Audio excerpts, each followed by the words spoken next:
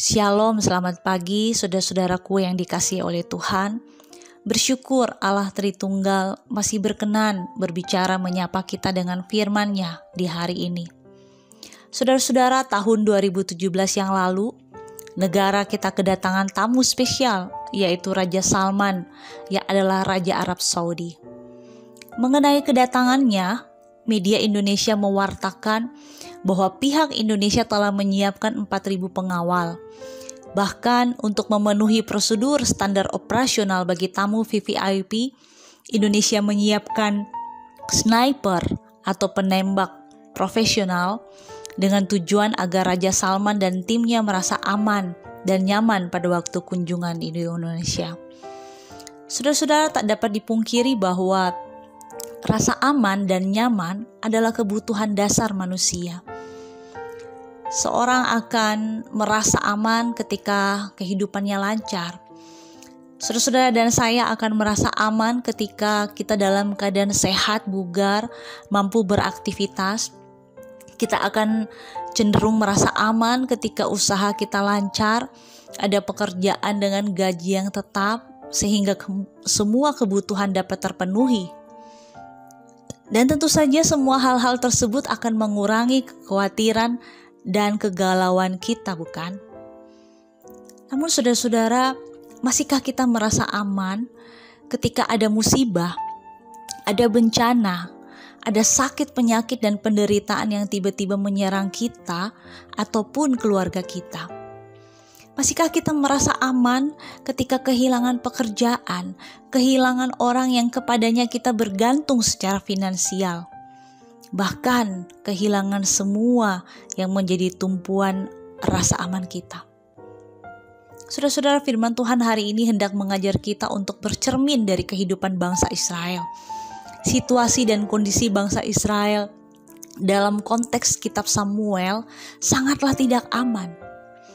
Bangsa Filistin menekan dan menguasai mereka. Tidak hanya bangsa Filistin dari arah barat, tetapi juga dari arah timur, yaitu bangsa Amon. Saudara-saudara, ini menunjukkan betapa tertekannya bangsa Israel. Di pasal 4 dikatakan bahwa perang Israel dengan Filistin berakhir dengan kekalahan dan menewaskan kira-kira 4.000 orang di medan pertempuran. Tua-tua Israel mulai bertanya, mengapa Tuhan membuat kita terpukul kalah pada hari ini? Dan mereka pun mulai pikir solusinya. Mereka akhirnya putuskan untuk ambil tabut perjanjian Allah yang ada di Silo, supaya Tuhan hadir di tengah-tengah mereka dan melepaskan mereka dari tangan musuh. Namun saudara-saudara, tabut perjanjian itu tidak menyelesaikan masalah dan memberikan rasa aman pada mereka. Justru masalah bertambah berat dengan tabut perjanjian itu dirampas oleh bangsa Filistin. Dan disitulah mereka kalah berat. Saudara-saudara, sekalipun mereka kalah dan tabut perjanjian itu dirampas dan dibawa ke tanah orang Filistin, namun perhatikan saudara-saudara, Alkitab memberitahukan dalam 1 Samuel 5 ayat 6-7 demikian. Tangan Tuhan menekan orang-orang Asdod itu dengan berat dan membingungkan mereka. Ia menghajar mereka dengan borok-borok, baik Asdod maupun daerahnya. Ketika dilihat orang-orang Asdod bahwa demikian halnya, berkatalah mereka, tabut Allah Israel tidak boleh tinggal pada kita, sebab tangannya keras melawan kita dan melawan Dagon Allah kita. Bahkan di pasal 5 ayat 9 disebutkan kembali bahwa tangan Tuhan mendatangkan kegemparan yang sangat besar di kota Gad. Ia menghajar anak-anak dan orang dewasa dengan borok, sehingga pasal 6 juga menunjukkan pada kita bahwa bangsa Filistin pada akhirnya mengembalikan tabur perjanjian itu karena mereka telah melihat dan mengerti bahwa tangan Tuhan, tangan Allah Israel penuh kuasa dan dapat melakukan apa saja.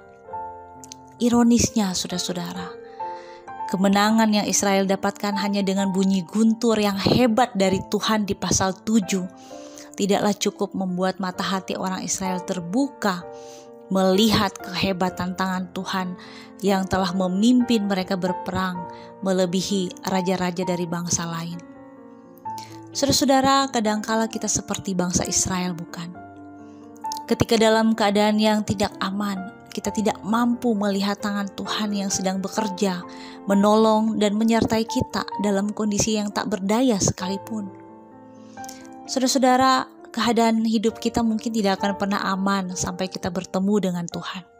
Tapi biarlah kita tetap memiliki rasa aman yang sejati. Apapun yang terjadi pada kita, kita percaya ada tangan Tuhan yang tidak terlihat itu, yang tidak pernah meninggalkan kita. Dan kita pun akan terus bergantung kepadanya. Kiranya Tuhan menguatkan iman kita hari lepas hari. Amin.